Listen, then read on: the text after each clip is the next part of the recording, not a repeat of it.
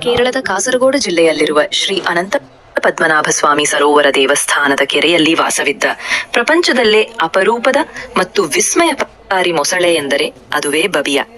ಇದು ಕೇವಲ ಮೊಸಳೆಯಾಗಿರಲಿಲ್ಲ, ಬದಲಿಗೆ ದೇವಸ್ಥಾನದ ಪೂಜ್ಯ ದೇವಿ ಕಾವಲುಗಾರ ಎಂದೇ ಜನಪ್ರಿಯವಾಗಿತ್ತು.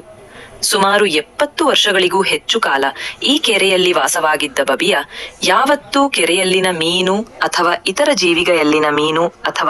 ಜೀವಿಗಳಿಗೆ ಹಾನಿ ಮಾಡದ ವಿಶೇಷವಾಗಿ ಸಸ್ಯಾಹಾರಿ ಎಂದು ನಂಬಲಾಗಿತ್ತು. ಈ ಮೊಸಳೆಯು ಪ್ರತಿದಿನ ದೇವಸ್ಥಾನದ ಅರ್ಚಕರಿಂದ ಪ್ರೀತಿಯಿಂದ ನೀಡಲ್ಪಡುತ್ತಿದ್ದ ಅನ್ನದ ನೈವೇದ್ಯ ಮತ್ತು ಬೆಲ್ಲದ ಪ್ರಸಾದವನ್ನು ಮಾತ್ರ ಸೇವಿಸುತ್ತಿತ್ತು.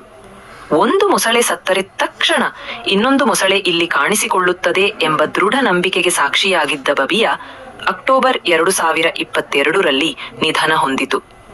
ತನ್ನ ದೇವಿ ಸ್ವಭಾವ ಮತ್ತು ದೇವಸ್ಥಾನದೊಂದಿಗಿನ ಅವಿನಾಭಾವ ಸಂಬಂಧದಿಂದಾಗಿ ಬಬಿಯ ಮೊಸಳೆಯ ಕಥೆಯು ಇಂದಿಗೂ ಭಕ್ತರ ಮನಸ್ಸಿನಲ್ಲಿ ಅಚ್ಚಳಿಯದೆ ಉಳಿದಿದೆ.